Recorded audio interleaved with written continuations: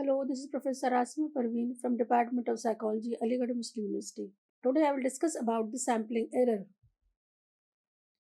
In the previous lecture, I have discussed various causes of sampling error, and today I will further discuss other causes of sampling error. There are various factors, various reasons that are responsible for sampling error in a study. And one reason is when the sampling method used is flawed or not suitable for the study. This means that the way the sample is chosen may not accurately represent the entire population being studied. Another reason for sampling error is when the sampling units or the individual elements of the sample are not properly defined or identified. This can lead to inaccuracies in the data collected. In addition, if the population being studied has a lot of variability and different characteristics, this can also contribute to sampling error. For example, if the population consists of people from different age groups, socioeconomic backgrounds, or geographic locations, it can be challenging to obtain a representative sample that accurately reflects the entire population. This can result in sampling error because the sample may not accurately represent the diversity within the population. Sometimes researchers may encounter difficulties in collecting the original sample and may need to substitute one sample for another. This can introduce sampling error because the substitute sample may not be as representative as the original sample would have been. So, it is important for researchers to be aware of these potential sources of sampling error and take steps to minimize them. One way to minimize sampling error is by increasing the sample size. When the sample size is larger, the results obtained are generally more accurate because they are closer to the actual population size. This means that the findings from the study are more likely to be representative of the entire population. Another step that can be taken to minimize sampling error is to divide the population into groups and then randomly select individuals from each group. This helps eliminate bias in the sample and ensures that each subgroup is represented proportionately. Lastly, performing an external record check can also help minimize sampling error. This involves comparing the data collected from the sample to external records or sources of information to verify its accuracy. By cross referencing the data, researchers can identify any discrepancies or errors that may have occurred during the sampling process. But why is calculating sampling error important? The calculation of sampling error is important because it provides an estimate of the uncertainty in a sample size.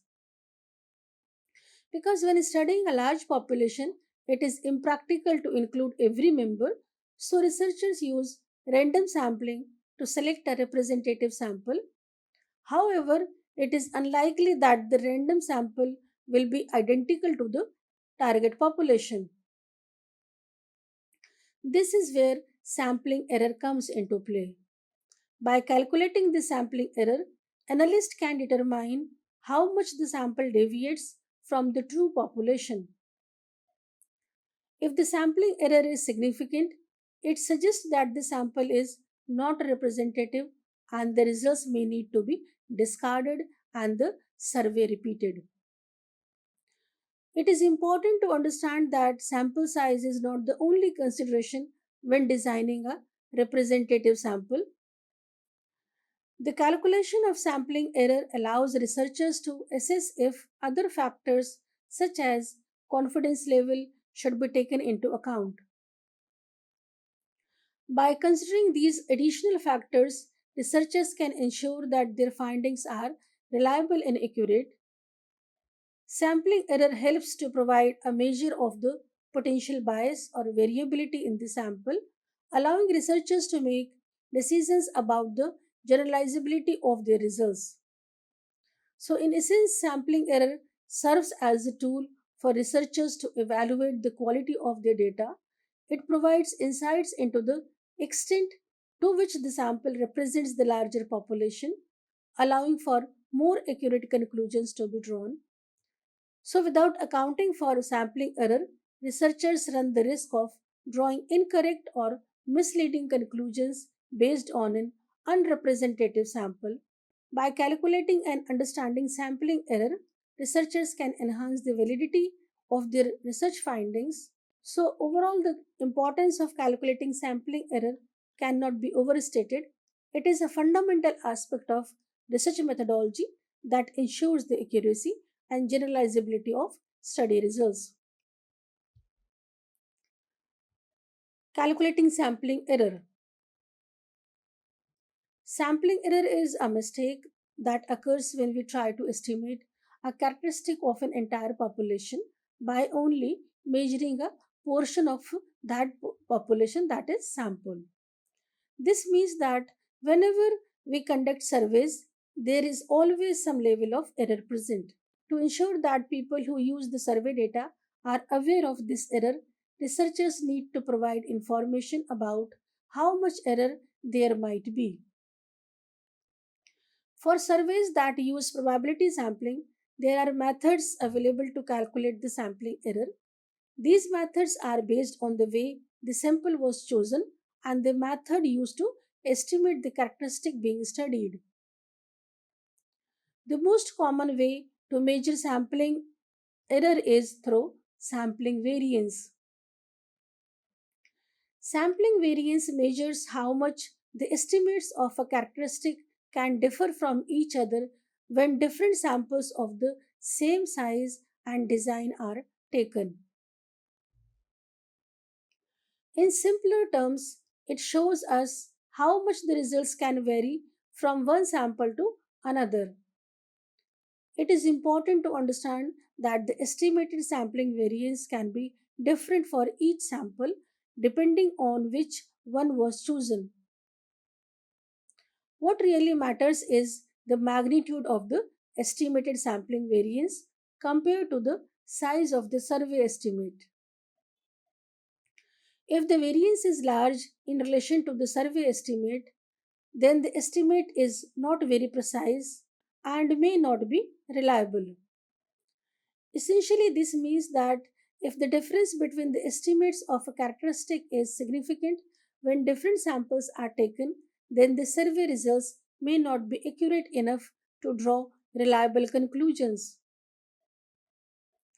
Therefore, it is crucial for researchers to consider the sampling variance and its relationship to the survey estimate in order to determine the reliability of their findings. The amount of sampling variance can be influenced by several factors. One factor is the level of variability in the population itself. If a characteristic is highly variable in the population, it is likely that there will be a larger amount of variation in the sample. Additionally, the size of the population can also impact the variation, but this is mainly relevant for smaller to medium sized populations.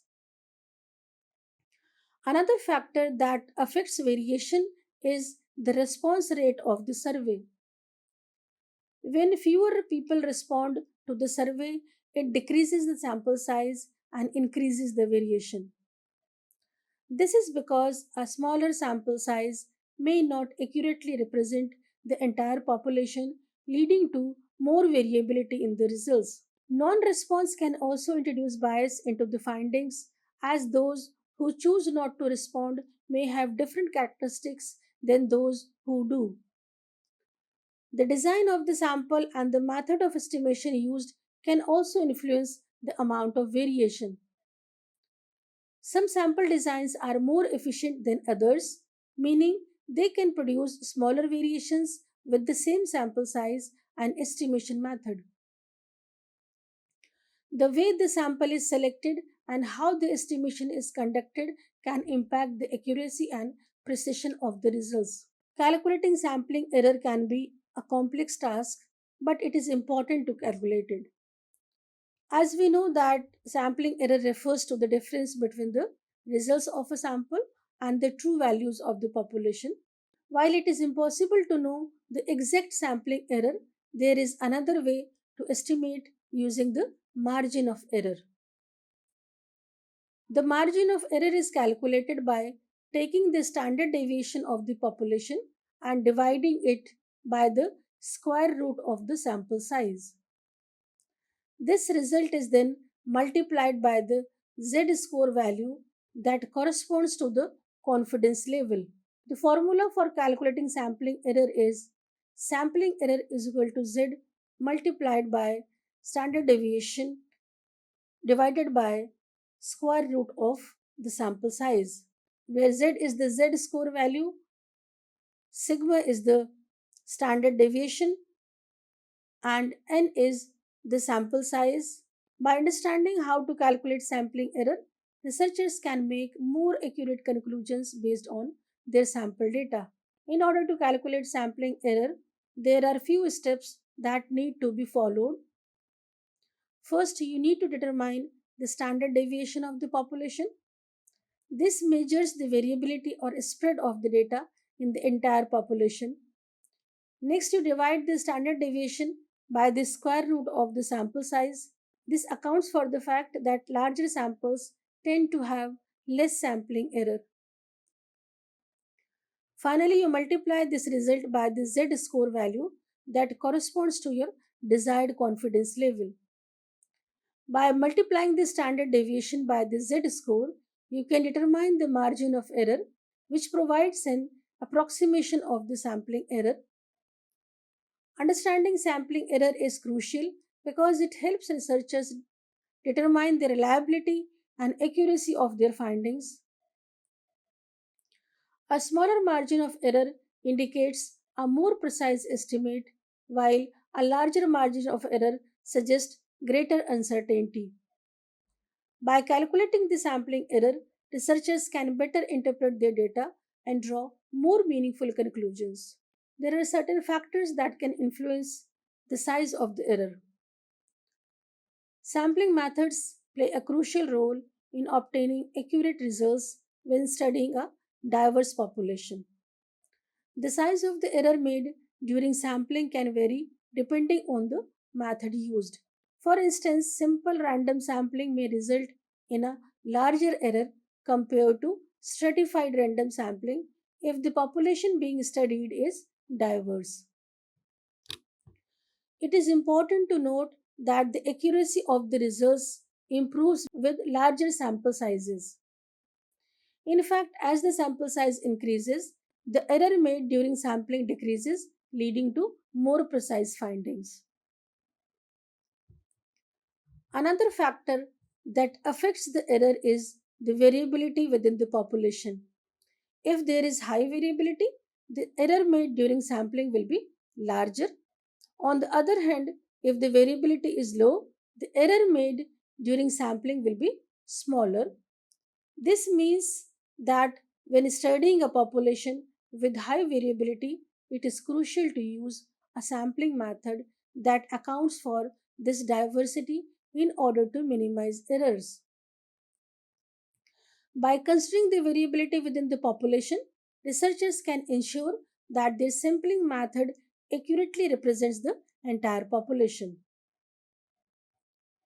In addition to sample size and variability, the error made when sampling can also be influenced by the level of confidence desired.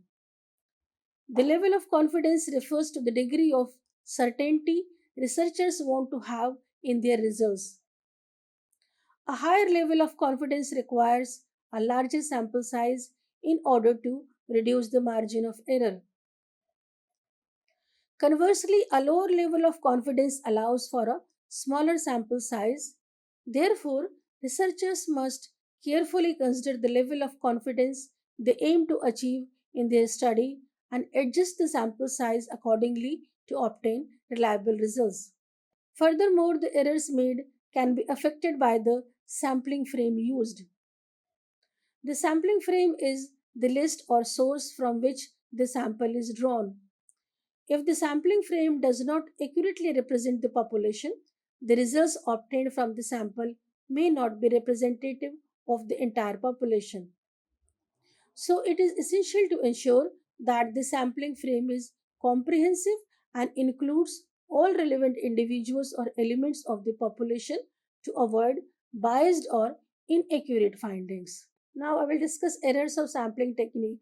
Sampling techniques can also present several challenges that can affect the accuracy and validity of the results. And one major issue is the accuracy of the sample compared to a census. The observations from a sample may contain more errors, making it less accurate than a census technique. This means that the conclusions drawn from the sample may not accurately represent the entire population. Another problem with sampling techniques is the changeability of units being studied. In surveys, the units being studied can vary, and if they are not consistent, it can lead to flawed results. It would not be scientifically valid to apply the findings from one group to another if the units being studied are different. This highlights the importance of ensuring consistency in the units when conducting a survey. A third challenge is the potential for false conclusions if samples are not carefully selected. If the samples chosen do not accurately represent the entire population, the survey results can be misleading when applied to all the units. For example, if only wealthy students are selected to study food expenses, the results may not accurately reflect the experiences of the entire university community. Another factor is potential for bias. Sampling techniques are an important aspect of research as they can greatly impact the accuracy and reliability of the results. It is crucial to consider the possibility of bias when selecting a sample, as overrepresentation or underrepresentation of certain groups or individuals can lead to skewed findings that do not accurately represent the larger population. To mitigate this risk, random sampling methods can be employed to increase the chances of obtaining an unbiased sample. Moreover, the choice of sampling technique should align with the specific research goals. Different techniques such as stratified sampling or cluster sampling may be more appropriate depending on the nature of the research question and the group being studied. Researchers must carefully evaluate which technique will yield the most relevant and trustworthy results for their particular study. Another factor is requirement of expertise.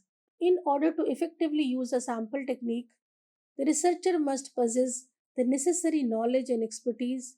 Without these skills, the entire selection process can be compromised. This highlights the importance of having a skilled researcher who understands the intricacies of sampling. However, there are certain situations where using a sample technique becomes challenging or even impossible. For instance, if we require absolute accuracy in our selection process, or if time constraints prevent us from conducting a thorough sampling, this technique may not be suitable.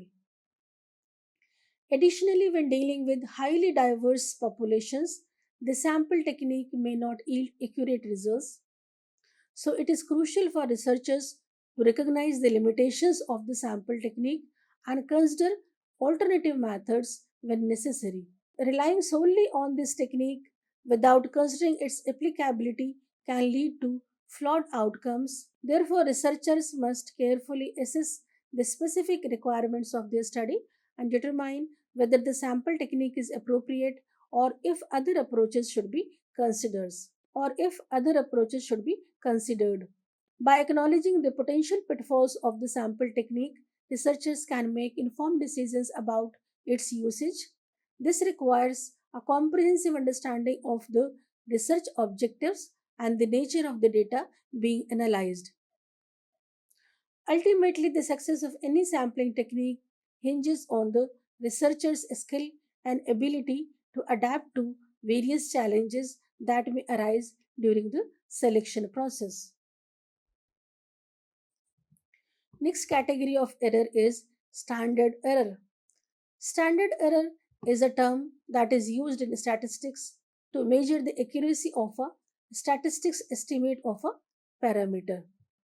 It is the standard deviation of the sampling distribution of a statistic. For example, if we want to estimate the mean height of a population, we can take a sample and calculate the average height of that sample. The standard error tells us how accurate that sample mean is compared to the true population mean. The standard error is closely related to the standard deviation. In fact, for a given sample size, the standard error of the mean is equal to the standard deviation divided by the square root of the sample size.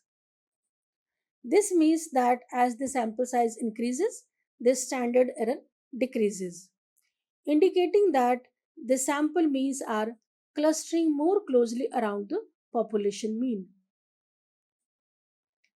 To calculate the standard error, we can use the formula standard deviation divided by the square root of the sample size. The larger the sample size, the closer the estimated standard error is to the actual standard error. It is important to note that the standard error is an estimate and not the true value of the standard deviation. Now I will discuss the methods to control the sampling error. To minimize sampling error, it is important to understand the population you are studying. By researching and analyzing the demographic makeup of the target group, you can gain insight into the characteristics of the entire population. This knowledge will enable you to select a sample that accurately represents the larger population, reducing the chances of errors. Another effective strategy is to increase the size of your sample. By including more individuals in your study, you can get closer to representing the true population. A larger sample size helps to minimize any potential deviations or discrepancies that may arise from a smaller sample size. This way, you can obtain more reliable and accurate results. While it is not possible to completely eliminate sampling errors, these strategies can greatly minimize their impact. Understanding the population and increasing the sample size are key steps in ensuring that your findings are representative and valid.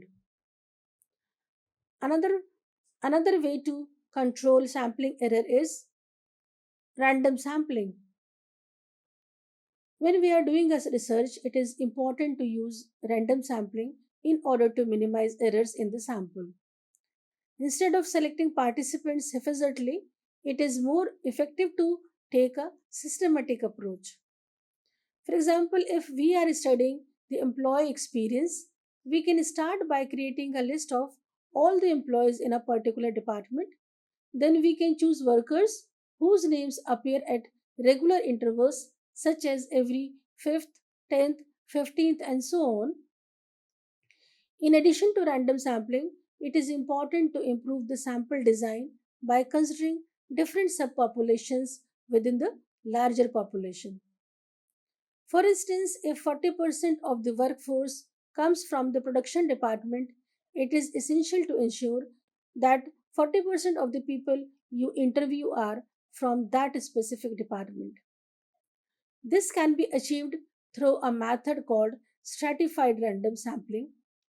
This involves dividing the population into smaller, similar groups known as strata and then randomly selecting sample members from each group.